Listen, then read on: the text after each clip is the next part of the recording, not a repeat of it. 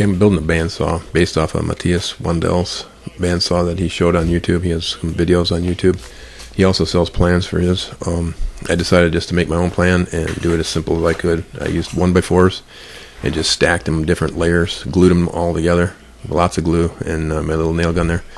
And just because I didn't have a whole lot of clamps, I just glued it and nailed it together. I got mostly 45-degree angles. I got the 30-degree angle down at the bottom where the motor goes, and left that open there for my upper axle block, adjustable block. There's my 16-inch wheels. I got the bearing blocks there. I got to put bearings in yet.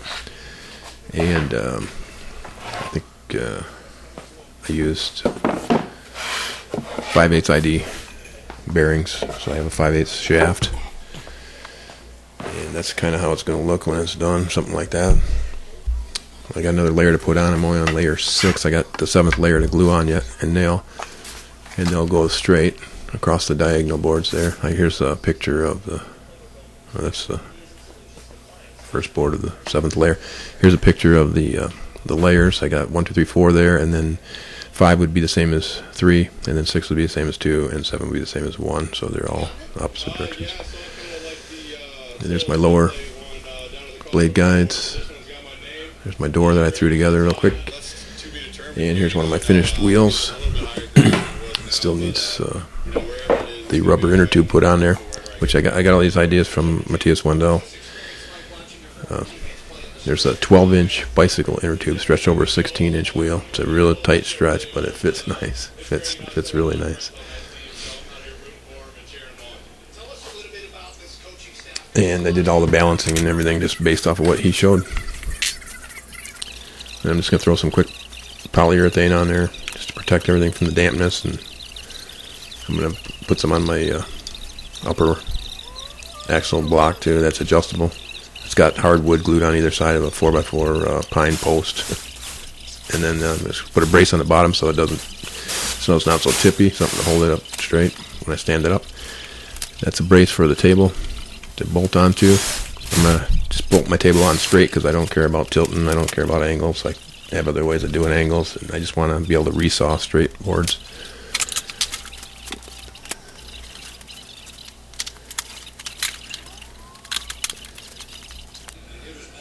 So that's kind of what it looks like without the upper axle put in yet. And here's my motor is 3/4 horse motor. I think it turns at 1750 RPMs, and I did the calculation of this. It rotates 3.5 turns for every 1 turn of the 16-inch bandsaw wheel. So I think it's 580 something RPMs on the 16-inch bandsaw wheel. There's my upper block, adjustable.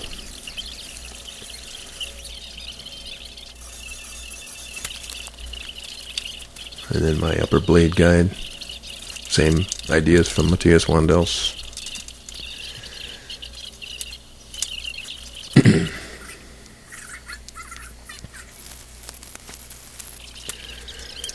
My table just bolted on straight. No adjustment. Put shims in there to make sure that it was 90 degrees to the blade. And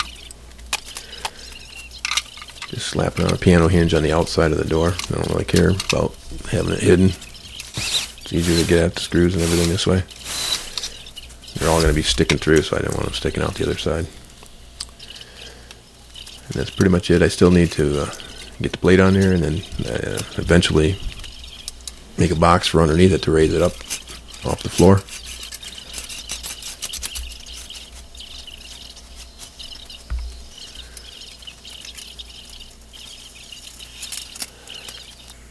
So that's it.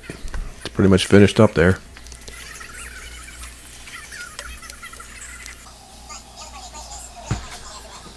So I'll do a real quick test of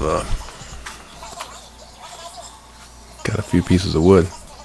I'm going to speed it up though because it's boring. So I mean it's boring without it sped up, so try to make it less boring.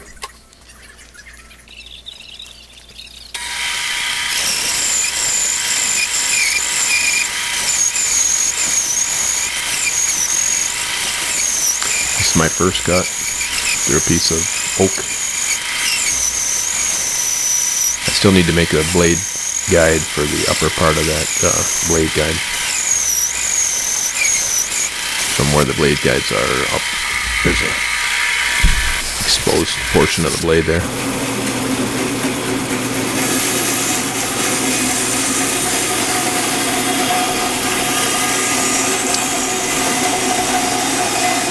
Blade guard, I mean. Yeah. Blade guard.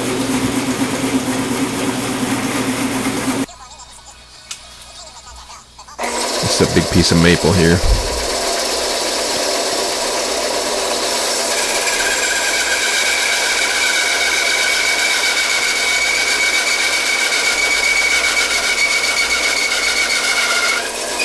I think this might be two times speed or something.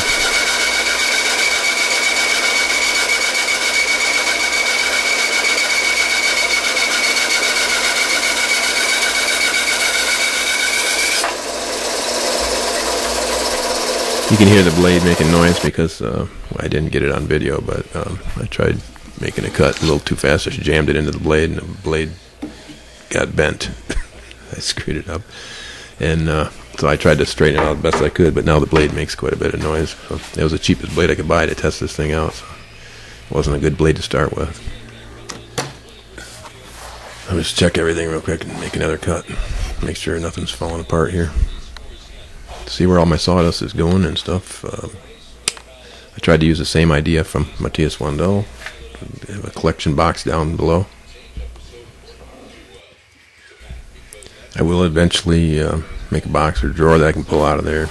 Make doors on that bottom cabinet or something. Store some crap down there. Okay, this is my last cut for this video anyway. Probably went 4 times speed on this one. But it's doing what I wanted it to do. It's cutting that maple, and it's a good thing. It's something I had no way of doing that. For a piece of maple that's 8 inches thick. So it works pretty good. I'm happy with it.